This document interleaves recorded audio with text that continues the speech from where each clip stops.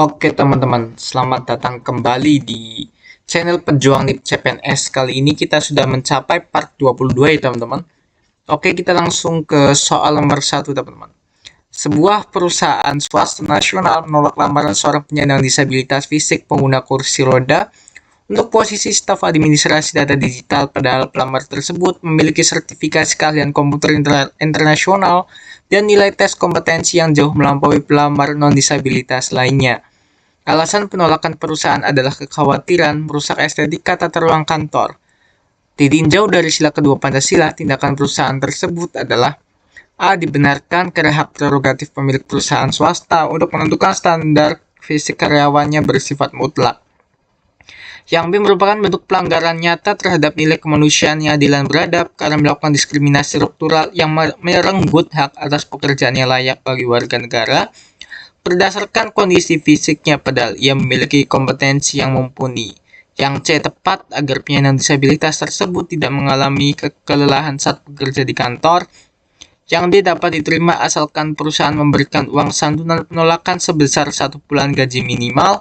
Yang E. Sah selama gedung kantor tersebut belum memiliki fasilitas ramah disabilitas seperti rem atau jalur landai. Oke teman-teman, kita langsung ke pembahasannya ya. Nah, di sini sila kedua Pancasila mewajibkan perlakuan terhadap setiap manusia sesuai harga dan martabatnya secara adil tanpa diskriminasi. Menolak pelamar kompeten hanya karena kondisi fisik atau disabilitas demi alasan artifisial seperti estetika kantor. Pilihan B adalah bentuk ketidakadilan sosial dan pelanggaran hak asasi pekerja yang dijamin undang-undang, teman-teman. Perusahaan inklusif yang berlandaskan Pancasila wajib memberikan kesempatan kerja yang setara atau equal opportunity berdasarkan kompetensi serta berkewajiban menyediakan aksesibilitas fisik yang ramah bagi karyawannya, teman-teman. Jadi dalam sila kedua ini kita dituntut untuk mematuhi aturan-aturan tanpa mendiskriminasikan kelompok tertentu yang dalam ini adalah kelompok disabilitas, teman-teman. Jadi kita harus menerima semua kekalangan berdasarkan kompetensi dan kita juga punya kewajiban untuk menyediakan aksesibilitas fisik yang ramah bagi karyawan, teman-teman. Nah, kita lanjut ke soal nomor 20, part 22, soal nomor 2, teman-teman. Atas dasar menjaga stabilitas keamanan nasional menjelang perhelatan konferensi internasional, aparat keamanan melakukan penahanan preventif selama 1 bulan terhadap beberapa aktivis lingkungan hidup yang terencana menggelar aksi unjuk rasa damai di depan lokasi acara. Penahanan dilakukan tanpa adanya surat perintah penangkapan dari pengadilan dan tanpa status hukum yang jelas. Ditinjau dari prinsip negara hukum atau rule of law yang diatur dalam pasal 1 ayat 3 Undang-Undang Dasar 1945, tindakan aparat tersebut adalah sah dan konstitusional karena demi nama baik dan keamanan stabilitas negara di mata internasional, hak asasi individu boleh diabaikan sepenuhnya. Yang B.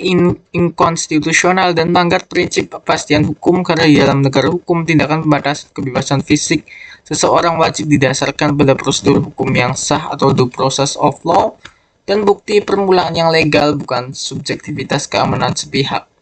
Yang C. Tepat asalkan para aktivis tersebut diberikan fasilitas makanan yang mewah selama berada di dalam tahanan. Yang D. Dapat dibenarkan jika setelah konferensi selesai, aparat meminta maaf secara terbuka di media massa. Atau E. Sah karena unjuk rasa di depan tamu asing dilarang oleh seluruh adat istiadat suku di Indonesia.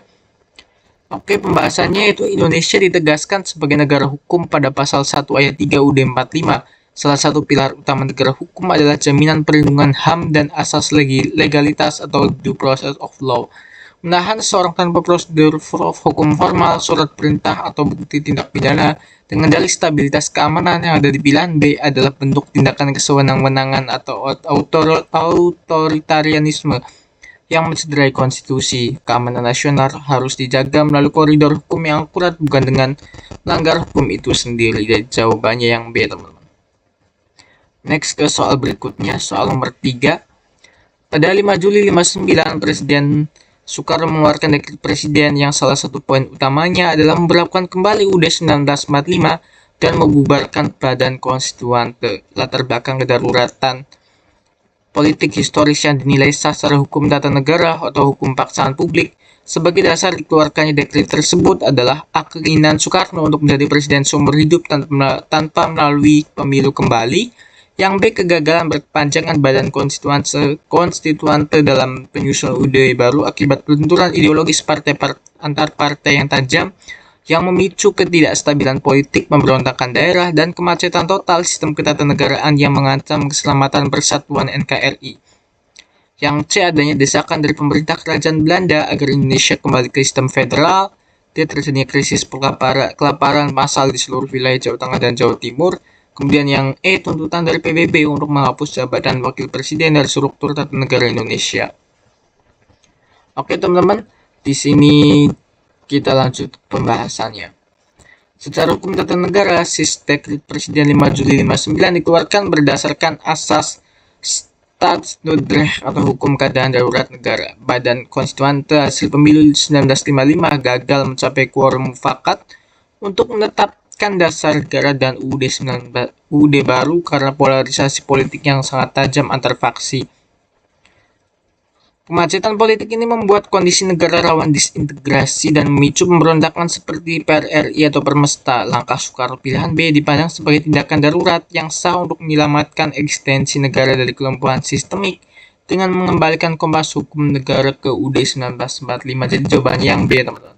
Silakan bisa dibaca kembali untuk poin B, teman-teman. Nah, next ke soal nomor 4, soal nomor terakhir dari part 22, teman-teman.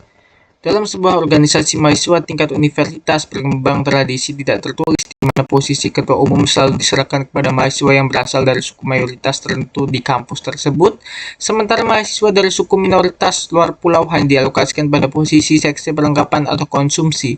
Langkah reformasi organisasi berbasis nasionalisme inklusif yang harus ditempuh adalah yang A. Membubarkan organisasi tersebut secara paksa dan larang mahasiswa berorganisasi lagi. Yang B. Menuntut pembagian jabatan ketua umum dipecah menjadi 10 ketua serentak agar semua suku kebagian jabatan tertinggi. Yang C. Mereformasi statuta tata cara pemilihan ketua dengan menghapus segala bentuk persyaratan primordial laten.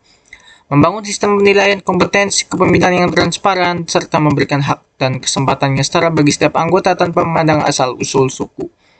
Kemudian yang D. Memaklumi tradisi tersebut demi menjaga stabilitas dan menghindari ketersinggungan kelompok suku mayoritas. Yang E. Membuat organisasi tandingan yang anggotanya khusus diisi oleh mahasiswa suku luar pulau saja secara eksklusif. Next ke pembahasannya, teman-teman. Tradisi kepemimpinan berbasis sentimen primordial kaku yang ada di pilihan D bertentangan dengan prinsip nasionalisme Indonesia yang egaliter dan inklusif. Membuat organisasi tandingan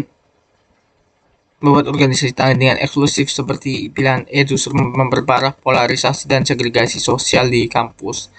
Langkah pemecahan masalah yang substantif dan berwawasan kebangsaan adalah melakukan restrukturisasi aturan main organisasi agar berbasis kompetensi dan keadilan kesetaraan kesempatan yang ada di pilihan C sehingga budaya meritokrasi tumbuh menggantikan sentimen kesukuan yang sempit. Oke, jadi nomor 4 jawabannya yang C, teman-teman.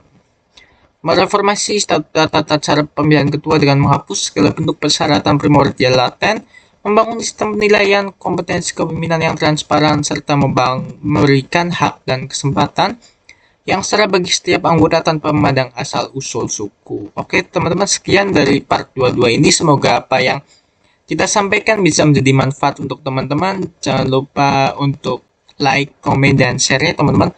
Semoga bisa membawa keberkahan dan kemudahan untuk teman-teman. Sekian teman-teman, selamat belajar.